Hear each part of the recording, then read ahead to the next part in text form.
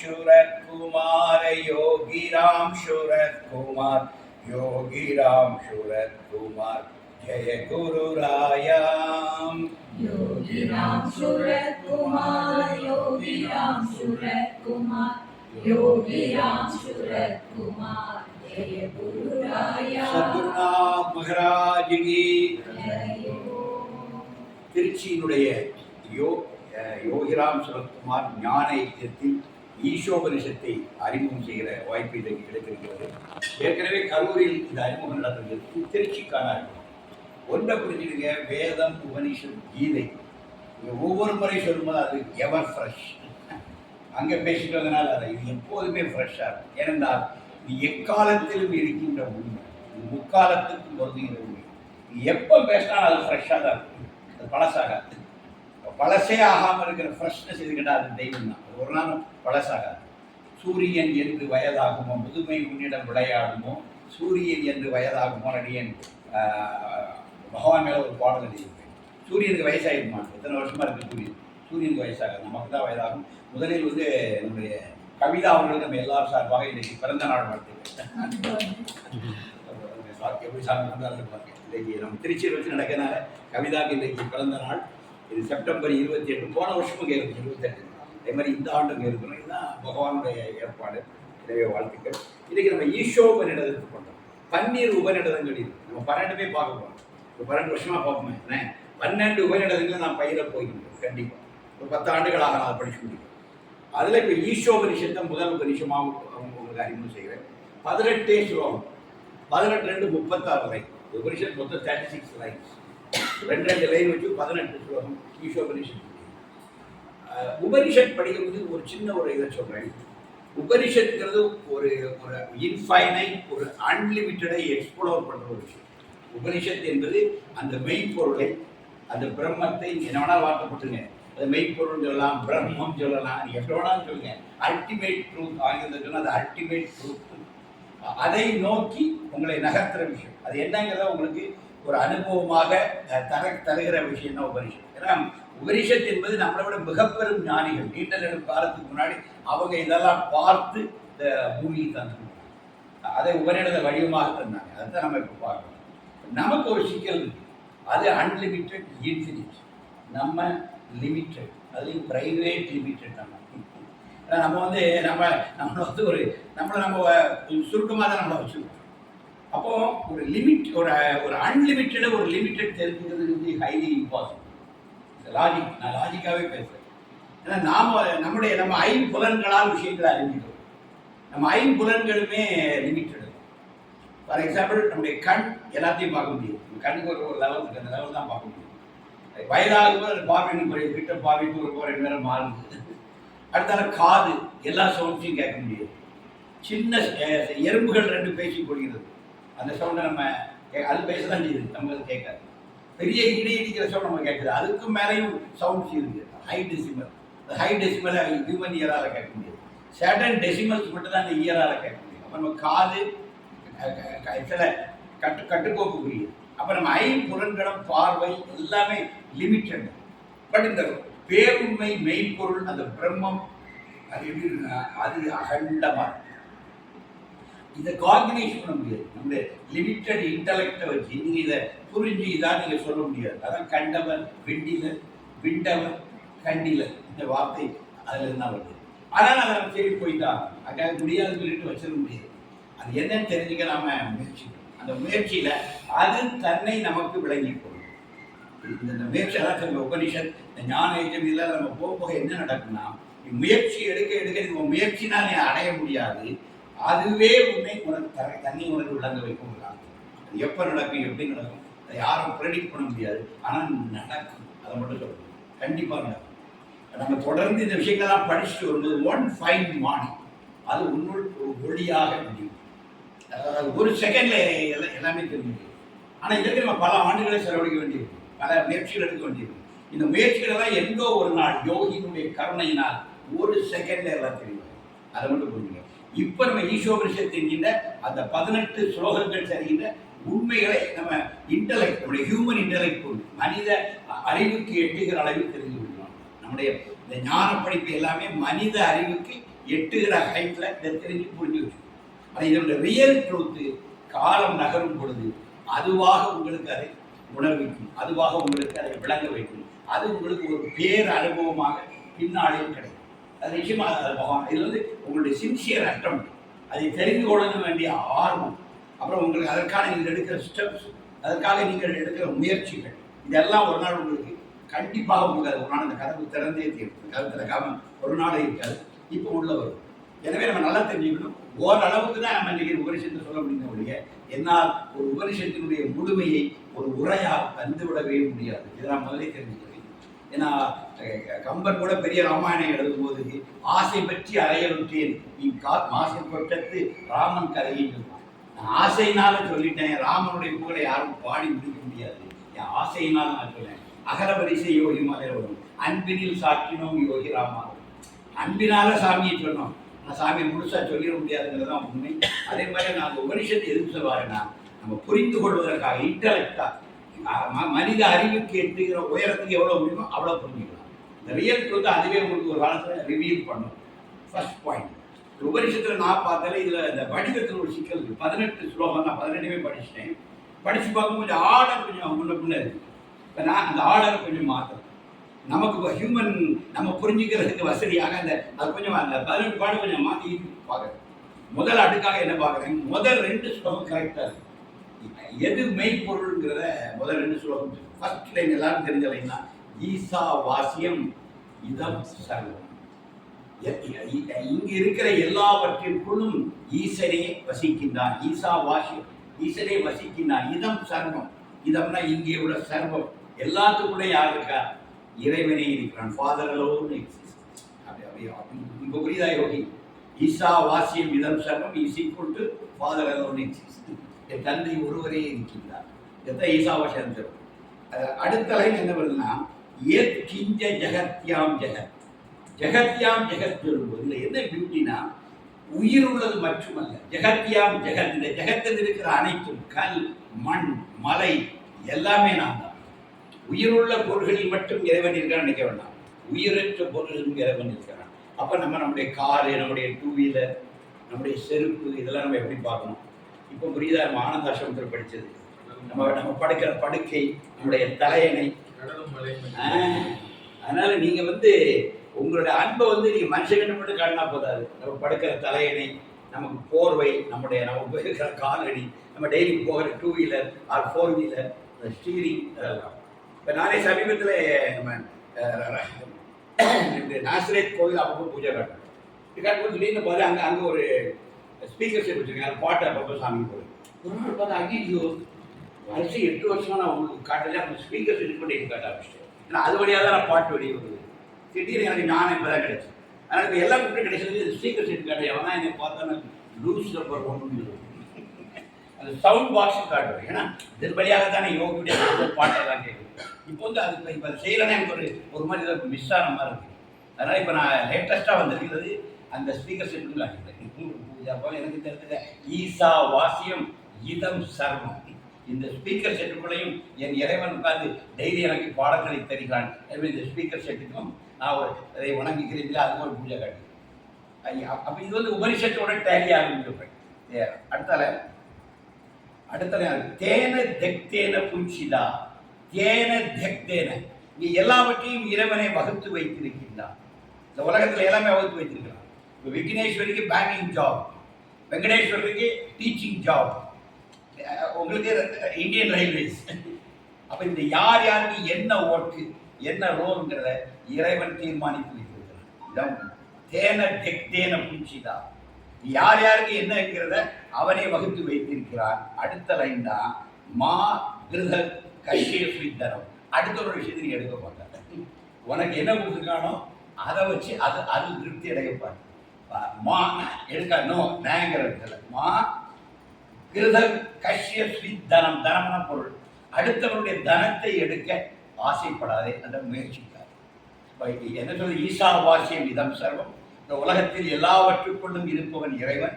அந்த இறைவனே உனக்கும் அவனுக்கும் இவனுக்கும் எல்லாவற்றையும் வகுத்து கொடுத்திருக்கிறான். நீ அடுத்தவனுடைய ஒரு தனத்தை அவனுக்கு உரியதை எடுக்க நீ முயற்சிக்காதே, இதை சொல்ல. ஏன்னா எல்லாத்துக்குள்ளேயும் அவன் தான் இருக்கிறான். நீ எதை எதை எடுத்தாலும் அது இறைவன் தான். ரெண்டாவது உனக்கும் தந்திருக்கிறான், அவனுக்கும் தந்திருக்கிறான். நீ உனக்கு தந்ததில் திருப்தி கொள், அடுத்தவன் இதை அபகரிக்க உனக்கு முயலாதே அப்படிங்கிறத ஃபர்ஸ்ட் பேர். ரெண்டாவது ஸ்லோகம் குருவன் ஏவ இக கர்மாணி. என்ன கேட்டாச்சுன்னா கர்மாணி ஜிஜிவே சதம் சமக. சதம்னா சதம் போட்டாச்சுன்னா என்னது 100. கொஞ்சம் சமஸ்கிருதம் படிக்கலாம் இருக்கும், சிம்பிள் தான் ஒன்றும் இல்லை. சதம் சமகனா நீ 100 ஆண்டுகள் வாழலாம். ரொம்ப நல்லா இருக்குல்ல, 100 வருஷம் நீங்கள் வாழலாம் சொல்றாரு. எப்படி வாழலாம்? ஜிஜிவே ஜிஜி விஷே சதம் சமக, 100 ஆண்டுகள் இங்கே விசேஷமாக அங்கே வாழலாம். எப்படி வாழலாம்? குருவன் ஏவ இக கர்மாணி. கர்மானினா வேலை, நீ ஒர்க் பண்ணி தான் வாழ முடியும். அதனால விக்னேஸ்வரி பிடிக்காட்டாலும் ஜாப் போட்டு வெளியே வர முடியும். சாமி என்ன சொல்றாரு? அந்த ஒர்க்கை நீ பண்ணி தான் ஆகணும், செஞ்சு தான் ஆகணும்.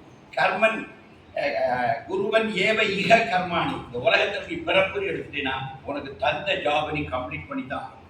அது பிடிக்கலையோ, சூப்பர்வைசர் கிடைக்கிறானோ கிடைக்கலையோ, அவனுக்கு நம்ம ஒர்க் பிடிச்சிருக்கோ பிடிக்கலையோ, தட் இஸ் டிஃப்ரெண்ட். நம்ம ரோலை நம்ம பெர்ஃபார்ம் பண்ணிக்கிட்டே இருக்கும். இது சொல்லுது, எதாபரேஷன் சொல்லுது. 100 ஆண்டுகள் இந்த பூமியில் வாழலாம். எப்படி வாழணும்? உனக்கு என்ன ஒர்க் கொடுத்துருக்குதோ அந்த ஒர்க்கை செய்த, அதோட உனக்கு என்ன ரோல் இருக்கோ அந்த ரோலை யூ கண்டினியூஸ்லி யூ பெர்ஃபார்ம்.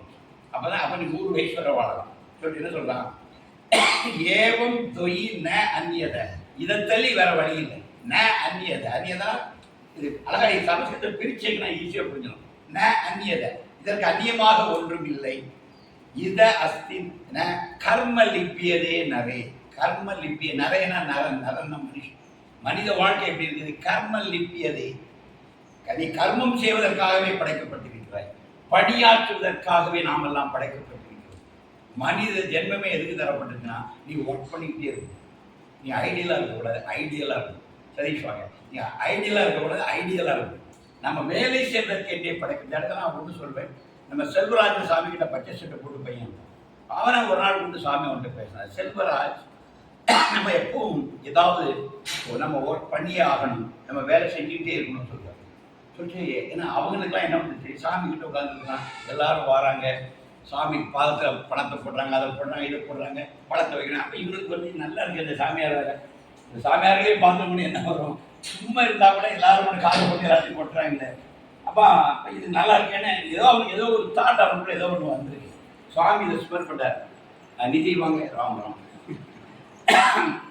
என்னாச்சுன்னா அப்போ சொல்கிறாரு, இந்த பிச்சைக்காரன் கூட ஒர்க் பண்ணிட்டு இருக்க செல்வாய் உனக்கு தெரியுமான்னு. இந்த பிச்சைக்காரன் டெய்லி ஒர்க் பண்ணிட்டு இருக்கிறான். அப்பா இவனுக்கு ஒரு வேலையாக தந்துட்டு இருக்கிறாரு. இவன் டெய்லி ஒர்க் பண்ணிட்டு தான் இருக்கிறான். செல்வராஜ் இவனும் ஒர்க் பண்ணி தான் சாப்பிட்றான், வாழ்கிறான். அதனால் செல்வராஜ் நம்ம எப்போவுமே நம்ம ஒர்க் பண்ணணும்னு சொல்லுவாங்க.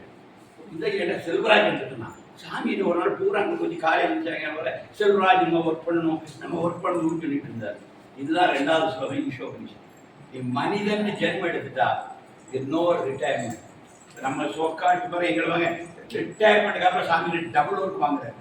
ரிட்டையர்மெண்ட் பற்றி பிஎஸ்எல் மட்டும் தான் வேலை பார்த்து இப்போ என்னை போட்டு பிழிஞ்சு எடுக்கிறார் சுவாமி. த்ரோட் போச்சு, நான் 5 hours பாட்டு த்ரோட் போச்சு. பட் நான் வந்து இங்கே பேசிட்டு தான் ஆகணும், இதுவும் அவர் ஒர்க். அப்போ என்ன கேட்டாச்சுன்னா பகவான் வந்து நமக்கு ஒர்க் கொடுத்துக்கிட்டே இருக்கும். நான் ஒரு சின்ன கேள்வி கேட்குறேன், இயற்கையில் ஏன் ரிட்டையர்மெண்ட் இருக்கா? பென்ஷன் வாங்கிட்டு இருக்கிற பறவை உண்டா? ரிட்டையர் ஆன சிங்கம் உண்டா? ரிட்டையர் ஆன புலி உண்டா? எல்லா விலங்குகளும் கடைசி இறையை கூட வேட்டையாடி சாப்பிட்டு தான் அது இறந்து. அந்த பறவை கடைசி வரை ஆகாயத்தில் பறந்து. ரிட்டையர் ஆன பறவை ஏதாவது கூட்டு இருக்கா? குழந்தை பறவைக்கு மட்டும்தான் தாய் பறவை கொண்டு வந்து குழந்தைக்கு மட்டும்தான் அந்த கூட்டுக்குள்ள வச்சு தாய் விடும். அதுக்கு கொஞ்சம் சிறகு முளைச்சுன்னா அந்த கூட்டை வந்து தாய் பறவையை கிழிச்சு அதை பறக்க விடுறது தெரியுமா? பறக்கிற இது வந்தோடனே அந்த அந்த கூடை வந்து தாய் பறவையை சிதைச்சு விடும். ஏன்னா இது வந்து திரும்பி அவங்க உட்காந்து. அப்ப இயற்கை எதை உந்தி தருது? ஒரு சின்ன பறவை இறகு முளைத்து பறப்பது வரை கூட்டுக்குள்ள வச்சு பாதுகாக்குது. அது இறகு முளைச்சு அதை தட்டி தட்டி பறக்க ஆரம்பிச்ச உடனே தாய் பறவை என்ன செய்யும்? அந்த கூட்டை கலைச்சிடும். ஏன்னா அது சுயமா இயங்கணும். அதை பார்க்குற நாம மட்டும் என்ன நினைக்கிறோம்? நம்ம இந்த ஓல்டேஜ் சைக்காலஜியில் மட்டும் நிறைய ப்ராப்ளம். அப்படி கிடையாது. இயற்கையின் படைப்பில் கடைசி நொடி வரை நாம் பணியாக்கவே படைக்கப்பட்டிருக்கிறோம். எனவே கடைசி காஃபி டம்ளரை குடிச்சு கழுவி வச்சுட்டு தான் படுக்கணும். என்ன சொல்லுமா? கடைசி சாப்பாடை அந்த தட்டையை கழுவி கவுத்து வச்சுட்டு தான் போய் நம்ம படுக்கணும். ஏன்னா நம்ம அப்புறங்களுக்கெல்லாம் நினைக்க கூடாது. நான் இங்கே மட்டும் தான் வந்து எங்கள் வீட்டில் எல்லாமே என்னுடைய எல்லாம் நானே பண்ணிக்கிறேன். எனக்கு என்னன்னா, நான் என்னுடைய உயிர் பிரிகிறதுக்கு முன்னாடி கூட நான் கடைசியாக குடிச்ச காஃபி டம்ளர் கடையை கவுத்தி வச்சுட்டு தான் என் உயிர் பிரிஞ்சு. ஏன்னா என் ஓட்டில் எதுவுமே நான் பெண்டிங் வச்சுட்டு போகக்கூடாது. நான் இந்த ஜென்மாவை முடிக்கின்ற பொழுது என்னுடைய கடைசி காஃபி அருமையாக அழுதிக்கிட்டு அந்த டம்ளர் நல்லா கடையை அதை கவுத்தி வச்சுட்டு ஓகே குட் அப்படி கொஞ்சம் நல்லா நினைக்கிறேன். நான் அப்போ தான் அந்த வாழ்க்கை கரெக்டாக இருக்கும். எனக்கு ஒன்றும் இல்லை, ஒரு எல்லாரும் ஒரு ஞானி சுற்றி இருப்பாங்க. அவர் நிறைய சீடர்கள் உண்டு. அவருடைய உயிர் பிரிகிற தருவாய் அவர் இருக்கார். எல்லாரும் அவரை சுற்றி இருந்து கடைசி நேரத்தில் அவர் ஏதாவது உபதேசம் தருவாருன்றாங்க. ஒரு கேக்கு சொல்கிறார். சாமி இந்த கேக்கை சாப்பிட்டு ஏதோ சொல்ல போகிறார். கேக்கை நல்லா சோச்சு சாப்பிட்டு நன்றாக இருந்தது சொல்லி உயிர் பிரிஞ்சிச்சு. அந்த ஞானி சொன்னது அந்த கேக்கை நல்லா சாப்பிட்டுட்டு ஒரு அவர் வாயை அசைய போகுதோ சாமி இதுவரை சொல்லாத ஒரு பெரிய மனுஷன் உண்மையை சொல்ல போறாரு. நன்றாக இருந்ததுன்னு வாழ்க்கைங்கிறதும் கை தரப்பட்ட கேக். இதனுடைய கடைசி வீட்டு வரை இதை சாப்பிட்டு நிம்மதியாக உடைக்கணும். இந்த வாழ்க்கையோட முரண்படாதீங்க, வாழ்க்கையோட சரிச்சிக்காதீங்க. நமக்கு இதெல்லாம் வருது. This is our ego. அவன்லாம் சரிதான். நம்ம ஈகோ தான் எல்லாத்தையுமே தப்பா நம்ம காட்டும். எல்லாமே சரியாக தான் இருக்கு. அது நமக்காக விதிக்கப்பட்டது. நீங்கள் முள்ளிலும் நடக்க தெரிஞ்சுக்கணும், கல்லிலும் நடக்க தெரிஞ்சுக்கணும். வாழ்க்கை எப்பவுமே ரோஸ் பெட்டல்ஸாக இருக்காது. சில நேரம் வாழ்க்கை முள்ளாகவும் இருக்கும், சில நேரம் கல்லாகவும் இருக்கும். நீங்கள் எல்லாத்துலேயும் நடக்கிறீங்க பழகிடும். அதுதான் வாழும் கலை. அதான் ஆர்ட் ஆஃப் லிவிங். நம்ம எங்கே இருக்கிறோன்னா, நான் விலங்குகளை பார்க்குறேன். எந்த விலங்கு அது ஓய்வெடுக்குதா? ஒரு ஓல்டேஜ் ஆகிட்டுது, நான் இனி போக மாட்டேன், குழந்தைகள்லாம் போய் இறைய கொள்வாங்கன்னு கேட்குறாங்க. நீங்கள் கொஞ்சம் காட்டை திரும்பி பாருங்க, பறவைகளை கொஞ்சம் பாருங்க, இயற்கை பாருங்க. ஒரு தாவரத்தை பாருங்க, கடைசி வரை வேற கிளை செலுத்தி நீரை எடுக்குது. அந்த செடி கடைசி வரை ஒரு நாள் அது பட்டுக்களை விழுறது வர தனக்கான உணவை அந்த மரம் தயாரித்து கொண்டு தான் இருக்குது. அப்போ இந்த இயற்கையுடைய எல்லா அம்சங்களும் தொடர்ந்து கடைசி நொடி வரை இயங்கிக் கொண்டே இருக்கின்றன. தனக்கு தரப்பட்ட அந்த பணியை செய்து கொண்டே இருக்கிறது. மனிதன் மட்டும் ரிட்டையர்மெண்ட் எதிர்பார்க்குறான். எல்லாரும் என்னை கவனிக்கணும், எல்லாரும் என்னை தாங்கணும்.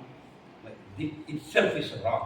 நம்ம இறுதி வரை நர கர்ம லிப்பியதே நரை, பணி செய்யவே மனித ஜென்மம் தரப்பட்டிருக்கிறது. எனவே ஒரு உபனிஷத் படித்து உணர்ந்தவன் கடைசி நொடி வரை இந்த வாழ்க்கையில் இயங்கிக் கொண்டே இருக்க வேண்டும், செயல் செய்து கொண்டே இருக்க வேண்டும். ஏன்னா பகவான் மேலே யாருப்பட்டு டியூப்லாம் மாட்டி விட்டுருங்க, சாமி இப்படி படுக்க வச்சிருக்கேன். நாங்கள் அந்த கண்ணாடி வழியாக சாமியை பார்க்குறோம். அதனால நாங்கள் இப்படி யோகிரா சும்மா நின்று சாமி கையை போயிடுவோம். சுவாமியை கடைசியில் எல்லாரையும் பிளஸ் பண்ணிட்டு இருந்தோம். அவர் அன்கான்சியஸ் சொல்கிறாங்க சோக்கால்டு. நான் அவர் அங்கே பார்க்க அவரை படுக்க வச்சிருக்கேன், நான் இந்த கண்ணாடியில் இப்படி பார்க்கணும். அப்போ சாமி கை அப்படி ஒரு வயிறு எல்லா வயலும் கொண்டு அவருடைய அந்த மரணத்தை நெருங்கிற கடைசி திறனத்தில் கூட அவர் எல்லாரையும் பிளஸ் பண்ணிட்டு. அப்போ பகவான் அந்த இறுதி நொடி வரை யாரெல்லாம் அப்பா அனுப்பி வைக்கிறாங்களோ அவங்களெல்லாம் பகவான் வாழ்த்திக்கிட்டு இருந்தார். இது நான் யோகிட்டு படித்த பாடம். அவருடைய கடைசி நொடி வரை அவர் எல்லாரையும் பிளஸ் பண்ணிட்டு தான் இருந்தார். எல்லாரும் நல்லா இருக்கணும். அது அப்பா அவருக்கு கொடுத்த பணி. அவர் அப்பா கொடுத்த பணி அவர் கடைசி நொடி வரை செய்து கொண்டே இருந்தார். இந்த உபனிஷத்துல நம்ம படிக்க வேண்டிய விஷயம் தான். நம்ம கர்மாணி, நாம் வேலை செய்வதற்காகவே இந்த பூமிக்கு வரவழைக்கப்பட்டிருக்கிறோம், படைக்கப்பட்டிருக்கின்றோம். எனவே நம்ம வேலையில என்றைக்குமே சலிப்படையக்கூடாது.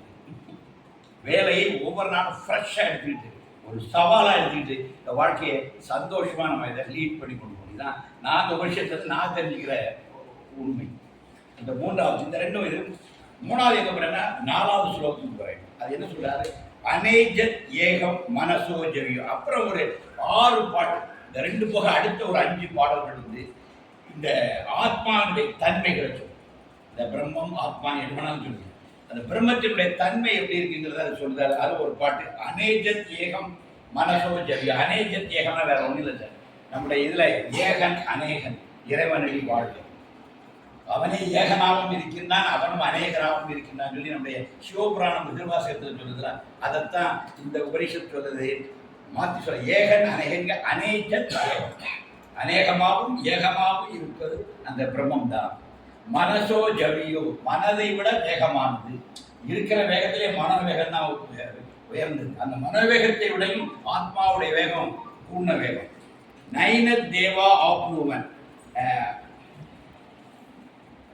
அநேஜத்தேக மனசோ ஜவியோ நைன தேவா ஆப்னுவன் பூர்வம் அஷாத். அது என்ன சொல்லாச்சுன்னா, அது எல்லாருக்கும் முன்னாடி அது முதல்ல போய் சொல்லு. எல்லாரும் ரோட்டை பற்றி சொன்னா நமக்கு எல்லாம் முன்னாடி ஆத்மாவை போய் நிற்கும். எந்த அளவுக்கு சொல்றான்னா, சத்தவாதோ அந்நியன் அத்தியேதி திஷ்ட தஸ்பின்னவோ மாதரிஷ்வா ததாதி. அதாவது மழை காற்று இதெல்லாம் தருகின்ற அந்த கடவுளர்களை விட ஆத்மா பெரியது. அது அந்த அந்த பிரம்மம் அது பரமாத்மா மற்ற மலையை தெரிகிற இருக்கிற கடவுளர்கள் எல்லாம் விட அது பெரியது. எல்லாரையும் விட அதான் முதல்ல பெய்யுது. இது நீ புரிஞ்சுங்க. அது ஓட்டப்பந்தய வச்சு முதல்ல போகிற விஷயம் இல்லை. ஏன்னா எல்லாத்துக்குள்ளே இறைவன் இருக்கிறாங்க நம்ம பிறகு. அப்போ இறைவன் ஓடணும் அவன் தானே முதல். இங்கேயும் இருப்பான் அங்கேயும் இருப்பான். நம்ம தான் இந்த பாயிண்ட்லேருந்து அந்த பாயிண்ட்டுக்கு ஓடணும். ஆனால் இறைவன் இந்த பாயிண்ட்ல இருக்கிறான் அந்த பாயிண்ட்ல இருக்கிறான். இப்போ யார் ஜெயிப்பா? இறைவனோடு ஒரு போட்டி வச்சா யார் ஜெயிப்பாங்க? என்றைக்குமே இறைவன் தான் ஜெயிப்பான். ஏன்னா அவன் இந்த எக்ஸல் நீங்கள் ஒய்க்கு ஓடினாலும் எக்ஸல் இருக்கிறது இறைவன் தான், ஒயில் இருக்கிறது இறைவன் தான். நீ எக்ஸல் ஒய்க்கு நான் முதல் ஓடி போயிட்டு இருக்க முடியுமா? அங்கே இறைவன் தான் இருக்கும். ஒரு சின்ன ஒரு விளையாட்டார கரூரில் கூட சொல்லி சேரமான் பெருமான் சுந்தரரை வெள்ளையானை அனுப்பி சிவபெருமான் கைலாசம் கொடுக்குறாரு. கதை சுந்தரர் கதை. சுந்தரரை கடைசியில் வெள்ளை யானை ஐராவதம் அதை அனுப்பி நீ வா சொல்லி அவனை கைலாசம் கூப்பிடுறாரு. இப்போ சுந்தரர் சொல்கிறான், நான் மட்டும் வரமாட்டேன், என் ஃப்ரெண்டு ஒருத்தர் இருக்கான் சேரமான் பெருமான், அவனோட சேர்த்து வரேன். சரி அவன் குதிரையில் வர சொல்லுவான். இவன் யானையில போய் சேரமான் பெருமான் சுந்தரர் கூட குதிரையில போறாரு. ராஜா ரெண்டு பேரும் எங்க போறாங்க? கைலாஷுக்கு போறாங்க. இதை யாரும் பார்க்காரு? அவ்வை கிளம்பி பார்க்க. அவளுக்கு அவசரம். அவ விநாயகருக்கு பூஜை பண்ணிட்டு இருக்கா. விறுவிறுவிறுன்னு பண்றா. விநாயகர் ஏன் நீங்க என்னைக்கலாமா பதட்டம் ஸ்பீடா ஏன் பண்றேன்? இல்ல சுந்தரரும் சேரமான் பெருமானும் கைலாசம் போறாங்க, நான் அதுக்குள்ள போகணும்ட்டாங்க. அதை சும்மா அவனை போட்டு நான் விநாயகர் கொண்டு விட்டுறது. நீ பூஜையை ஒழுங்கா பண்ண என்ன மாதிரி உடனே அப்படியே விநாயகருக்கு அவன் பூஜை பண்ணோன்னா துதிக்கைக்கு அப்படி கேட்டாங்க. இவங்க ரெண்டு பேரும் வர்றதுக்குள்ள கைலாசத்தை யாரும் அனுமதிச்சாங்க. இது ஒரு புராண கதை. நம்ம ஔவைக்கு அங்கே உட்காந்துட்டாள். ஔவையார மூலம் உட்கார வச்சாரு. நம்ம திருச்சோவர் இவர் நம்ம விநாயகருடைய பெருமையை சொல்லுவாங்க. இவருக்கு போது ஒரு யானை தேவைப்பட்டுச்சு, அவருக்கு ஒரு குதிரை தேவைப்பட்டுச்சு. எங்க ஔவைக்கு எதுவுமே தேவைப்படல. அப்படி திருப்பி வந்து நினைச்சாரு. யோகிராமத்துக்கு வரலாம் இப்படி அங்கே வச்சுட்டாரு சுவாமி. ஏன்னா அங்கே இருக்கிறதா அவர் தான், இங்கே இருக்கிறதா அவர் தான். அதனால கைலை சென்றாங்கன்னா ஒரு முறை கைலை சென்று பார்த்து விட்டு வந்தவர் யோகிட்டு வந்து சொல்றார், பகவான் நான் கைலாஷ் போயிட்டு இருப்பேன். சாமி உண்மை தெரியுமா? What is the significance of Kailash அப்படின்னு சார். சுவாமி Kailash is the abode of lord Shiva. Sivan இருக்கின்ற வீடு Kailai. Oh you see Tiruvannamalai here Shiva himself is like a mountain. beggar sitting at his feet. நீ சிவனுடைய வீட்டை பார்த்து வந்தது பெருமையா சொல்ற. நீங்க திருவண்ணாமலையில சிவனே மலை மாதிரி இருக்கான். இந்த பிச்சைக்காரன் பார்த்து உட்கார்ந்துருக்கிறான். சிவனுடைய வீடு பெருசா, சிவன் பெருசா? அப்ப கையிலையை விட எது பெருசு? அண்ணாமலை. சாமி திருவண்ணாமலை ஒரு தூக்குறாரு பாருங்க. கைலாஷ் சிவன் வாழ்ந்த இடம். நீ அதை பார்க்க இவ்வளவு கஷ்டப்பட்டு போயிட்டு வர. சிவபெருமானே இங்க இருக்காருடா. நான் ஒரு பாத்திரம் உட்காந்துருக்கேன். இதை விட்டு அது பெருமையா பேசிட்டு காரணம் இதாங்க. அப்ப நீங்க தெய்வத்தை எல்லா இடத்துலையும் பார்க்கணும். கைலாசத்தில் மட்டும் சிவன் இல்லை, அண்ணாமலையிலும் சிவன் இருக்கிறார். எல்லா இடத்துலையும் இறைவனை பார்க்க ஆரம்பிச்சிட்டீங்கன்னா இது மற்றபடி இந்த தூரம், இடம், டிராவல் இதெல்லாம் ஒரு மித், ஒரு மாயை. இதை நம்ம புரிஞ்சுக்கணும். எல்லா கணமும் எல்லா இடத்திலும் எல்லா சடங்குகளிலும் இறைவனே இருக்கிறாங்க போது நீ எங்கேருந்து எங்கே போயிடுவாய், எதிலிருந்து எதை அடைந்து விடுவாய்? எல்லாம் ஆல்ரெடி நீ அடைந்தாங்க. நிறைவாக கிடைக்கும். ரியலைசேஷன் தெரியுமா? கிடைக்கல. எல்லாம் சரியாக தான். நம்ம எதுவுமே சரியில்லைன்னு நினச்சிருக்கோம். உண்மை எல்லாம் சரியாக தான் இருக்கு. இதை ரியலைஸ் பண்ணதான் ரியலைசேஷன். எல்லாமே கரெக்டாக தான் இருக்கணும். நம்ம கரெக்டாக இல்லைன்னு நினச்சிருக்கோம் பார்த்தீங்களா? அதுதான் கரெக்டாக இல்லை. மற்றபடி எல்லாம் கரெக்டாக எல்லாமே நல்லா தான் இருக்கு. எல்லாமே இருக்கணும். எல்லாமே சூப்பர் பார். என்னை பொறுத்தவரை எல்லா நாளும் இனிய நாட்கள். ஒரு நாள் உட்காந்து சுவாமியுடைய ஒரு ஜெயந்தி அன்னைக்கு வித்வான் பேர் விஸ்வனங்கிற டிசம்பர் 1 கையில் வச்சுக்கிட்டு 1/12/18 வச்சு நியூமராலஜெல்லாம் வச்சு ஒரு 1.5 மணி நேரம் பேசி டிசம்பர் 1 தான் ஆக உயர்ந்த புனித நாள் அவர் நிரூபிச்சு கஷ்டப்பட தண்ணி முடிச்சு சாமிகிட்ட பிளஸிங் சாமி பண்ணார். அதனால சாமி ஆரம்பிச்சார். But for this beggar Lakshmanan all the 365 days are holy days நடிச்சுப்பாரு. முடிச்சு போச்சா 1.5 மணி நேரம் கொடுத்த விளக்கத்தை போல சாமி ஒரே லைன்ல முடிச்சுட்டாரு. ஆனால் ரொம்ப அவருடைய பட் ஃபார் திஸ் பகர், உங்களுக்கு வேணா டிசம்பர் 1 புனிதமா இருக்கலாம். But for this beggar all the 365 days are holy days. இதுதான் அப்ரோச். எல்லாமே நல்லா தான் இருக்கு. இப்பவே நம்ம நல்லா தான் இருக்கு. நல்லா இல்லைன்னு நீங்க ஃபீல் பண்றீங்க பார்த்தீங்களா? அதுதான் கொஞ்சம் நான் நல்லா இல்லை. எல்லாம் நல்லா இருக்குங்கிற திருப்தி, நிறைவு உங்களுக்கு என்னைக்கு வருதோ அன்னைக்கு தெரிஞ்சுடும். எல்லாமே நல்லா நம்ம ஏற்கனவே நல்லா தான் இருந்தோம், இனியும் நல்லா தான் இருக்க போறோம், இப்பவும் நல்லா தான் இருக்கும். இதுதான் ரியலைசேஷன். அதனால இந்த ஒரு குறை காண்கிற குணத்தை விட்டுட்டீங்கன்னா இந்த நிறைவு விட்டுதான். பகவான்கிட்ட அந்த பையன் கேட்ட மாதிரி, சாமி நீங்க கடவுளை பார்த்துட்டீங்களா? தம்பி கடவுளை தெரியும் வேற என்னப்பா இருக்குன்னு கேட்டான். ஒரு பாயிண்ட் பையன் தான் கேட்டான், how you seen the God கேட்டார். Other then God what else is here அப்படின்னு கேட்டார். கடவுளை தவிர இது வேறு என்னப்பா இருக்கு பார்க்கறது. இதுதான் ஏரியா. அப்ப இந்த வாழ்க்கை நிறைவாக தான் இருக்கு, எல்லாமே நல்லா தான் இருக்கு, எல்லாமே திருப்தியா தான் இருக்கு. அதிருப்தி வாண்ட மட்டும் தான். வாழ்க்கை திருப்தியா தான் இருக்கு, அதிருப்தி அது முன் சார்ந்து. வாழ்க்கை ரொம்ப திருப்தியா இருக்கு, நிறைவா இருக்கு. Everything is my father. Whatever happens is by the will of my father. எது நடந்தாலும் அது அது என் தந்தையினுடைய கருணை. அதை ஏற்றுக்கிற மனநிலையை தான் நம்ம டியூன் பண்ணணும். ஒரு விஷயம் நீங்கள் போய் விஷயங்களை டியூன் பண்ணிட்டு இருக்கீங்க, விஷயங்களெல்லாம் டியூன் பண்ண வேணாம். விஷயம் எப்படி வேணாலும் இருக்கட்டும், எல்லாத்தையும் நல்லா பார்க்குற ஒரு மனசை நீங்கள் டியூன் பண்ணிட்டீங்கன்னா வாழ்க்கைன்ற எல்லா கணங்களும் அற்புதமாக இருக்கும். கடந்து வந்த காலமும் நல்லா தான் இருக்கும், கடக்க போகிற காலமும் நல்லா இருக்கும், இன்னைக்கு நடக்கின்ற காலமும் நல்லா தான் இருக்கும். இப்போ புரியுதா? கீதாசாரம். எது நடந்ததோ அது நன்றாகவே நடந்தது, எது நடக்கிறதோ அதுவும் நன்றாகவே நடக்கிறது, எது நடக்குமோ அதுவும் நன்றாகவே நடக்கும். புரியுதா? இந்த மனநிலைக்கு நம்ம வளர்ந்து செல்லும். அதை தான் உபனிஷத்துக்கு சுற்றி சுற்றி வருது. இது ஒன்றை மட்டும் சொல்லியிருந்தேன், ஏக நரேகன் சொல்லிட்டேன். அப்புறம் அது எப்படி இருக்கு? தத்தியே ஜதி தன்னை ஜதி, அதுதான் அது அசைகிறது, அதுவே அசையவில்லை. தத் தூரே தத் அந்திகை, அதுதான் தூரமாகவும் இருக்குது, அதுவும் அந்திகை அருகிலும் இருக்கிறது. தத் அந்தரஷ்ய சர்வசிய தது, அதுதான் அந்தரஷ்யமாகவும் இருக்குது, சர்வசியமாகவும் இருக்குது. அதுதான் எனக்குள்ள இருக்குது, எல்லாவற்றுக்குள்ளும் இருக்கிறது. இந்த பிரம்மத்தை எப்படி கொண்டு வராங்க? சர்வசி அஷ்ய பாகியத, அதுவே உள்ளும் இருக்கிறது. பாகியம்னா புறத்தை, வெளியேயும் இருக்குது, உள்ளேயும் அதான் இருக்குது அப்படின்னு சொல்லுது. அதை வர்ணிச்சு வர பிரம்மம் எப்படி இருக்கு, அதில் அந்த ஆத்மா எப்படி இருக்குங்கிறத இந்த ஸ்லோகம் நம்பர் 5ல தத் ஏ ஜதி தத் நை ஜதி தத் தூரே தத் அந்திகே தத் அந்தரஷ்ய சர்வசிய தது சர்வசி அஸ்ய பாகியத. இது எல்லாத்துலேயுமே இருக்கிறது அதுதான் அப்படின்னு சொல்லியாச்சுன்னா எல்லாமே இறைவன் சொல்லுவார். அருகில் இருப்பதும் தொலைவில் இருப்பதும் உள்ளே இருப்பதும் வெளியே இருப்பதும் அதுவாக இருப்பதும் இதுவாக இருப்பதும் எதுவாக இருப்பதும் எல்லாமே அதுதான் அப்படின்னா இந்த 5வது சொல்ல. இப்போ எல்லாத்தையும் நீங்கள் பிரம்மஸ்வரூபமா பார்க்க பழகிட்டீங்கன்னா, எல்லாத்தையும் இறைவனா பார்க்க பழகிட்டீங்கன்னா உங்களுக்கு ஒரு ப்ராப்ளமும் கிடையாது. அடுத்தாலும் சொல்றாங்க சார் அவர் எப்படி இருக்கிறாருன்னு சொல்றாங்க. இதுதாங்க அணுவின் கணுவாய் அப்பாலுக்கு அப்பாலாய் கணுமுற்றி நின்ற கருவுள்ளே காட்டி சொல்றாரு.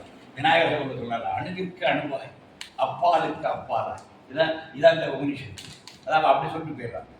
அடுத்த சப் வரியகா சுக்ரம் காயம் வர்ணம் அஷ்ணவிரம் சுத்தம் அபாபவித்தம். அது எப்படி இருக்குன்னு கேட்குறாங்க.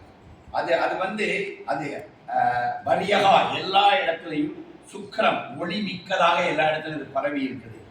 காயம் அது உடல், காயம்னா உடம்பு, காயமே இது பொய்யடா வெறும் காற்றடைத்த காயம்னா உடம்பு. காயம்னா உடலற்றது, பரமாத்மாவுக்கு உடல் கிடையாது. வர்ணம் அதுக்கு வர்ணம் கிடையாது, ரெண்டு கலர்லெஸ் அப்படின்னு சொல்லலாம். இந்த 4 வர்ணங்களுக்குள்ளே அது அடங்காது. வர்ணம் வர்ணங்களுக்கு அப்பாற்பட்டது. இல்லை வர்ணம்னு எடுத்துக்கோங்க, நார்மல் சென்ஸில் எடுத்தாலும் அதுக்கு எந்த கலர்லெஸ், அது கலர் கிடையாது. அடுத்த அஷ்டவிதம் சுத்தம், அது வந்து நரம்பு சதைகளால் அல்ல, சுத்தமாக இருக்குது, பரிபூர்ணமாக இருக்குது. அபாபவித்தம், அது வந்து யாராலும் தீண்ட முடியாததாக இருக்குது, தசைகள் இல்லாதது. கவிர் மனுஷி பரிபூ சுயம்பு, அது சுயம்புவாக இருக்கு. சுயம்பு கிடக்க என்னைக்கு இருக்கு, சுயம்புனா அதுவே மூலம், அதில் சுயம்புவாக இருக்கு. அதுக்கு வந்து கவிர் மனுஷி, அது தொலைதூரத்தில் இருக்கிற நோக்கி மனதை தூண்டுதில்ல, ஆனால் அது சுயம்புவாகவே இருக்குது. உன்னை மனதையும் அதுதான் தூண்டுது, ஆனால் அது சுயம்புவா எப்போதும் இருந்துகிட்டே இருக்குது. அதுதான் பிரம்மம் அப்படின்னு சொல்றாங்க. அடுத்தால ஹிரண்ய மயனோ பாத்ரேன சத்தியசி அபிஹித முகம். இது ஒரு அழகான ஒரு கவிதை. எப்படி இருக்குன்னா, சத்தியத்தினுடைய முகத்தை ஒரு தங்க மூடியால் மறைச்சு வச்சிருக்கிறார். இந்த சத்தியம் தன்னை வந்து ஒரு தங்க மூடியினால மறைச்சு வச்சிருக்க.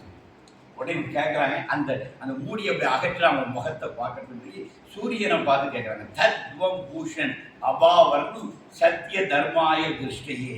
தங்க மூடியால் மறைக்கப்பட்டது போல உண்மையினுடைய முகம் மறைக்கப்பட்டுள்ளது. சூரியனே, அதை விலக்கி எனக்கு மெய்ப்பொருளின் தரிசனம் அருள்வாயாக. என்னுடைய தமிழ் அதாவது ஒரு தங்க தகட்டால அந்த உண்மையினுடைய முகம் போல இருக்கப்படும். இப்போ நமக்கு என்ன பிரச்சனை தெரியுமா?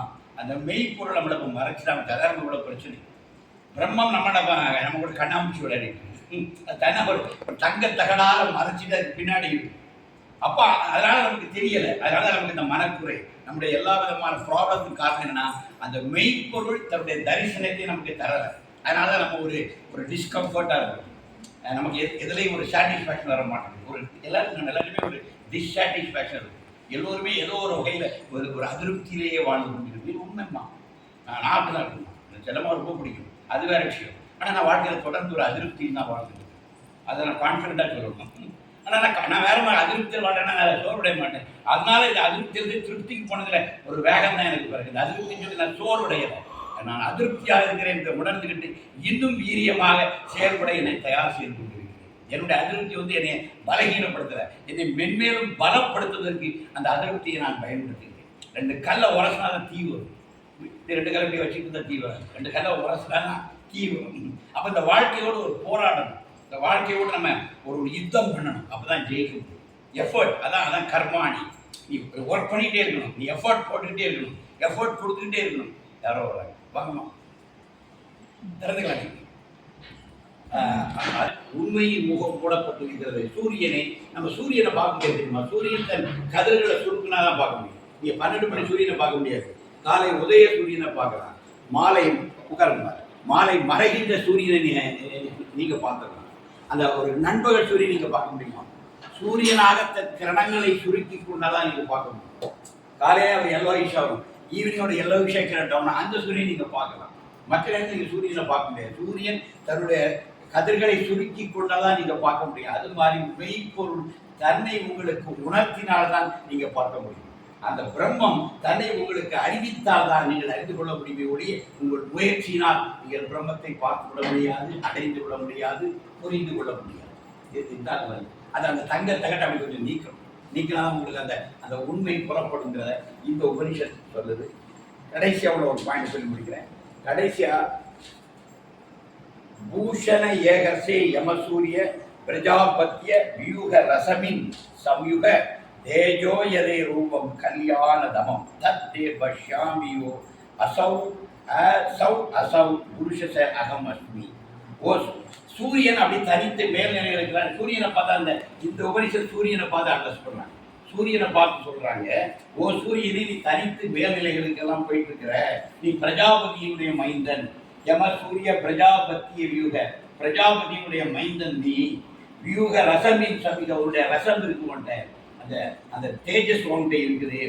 அதனால அந்த கதிர் ஒளியை அகற்றி உனது மகிமையான வடிவத்தை நான் காண்கிறேன், பார்க்கிறேன். கதிர்களை சுருக்கி கொண்டாய். நான் இப்போ முதல்ல கதிர்களை சுருக்கி உன் முகத்தை எனக்கு காட்டுன்னு முதல் சுலோகத்தில் சொல்றார். அடுத்த சுலோகத்தில் இவருக்கு தரிசனம் கிடைச்சது.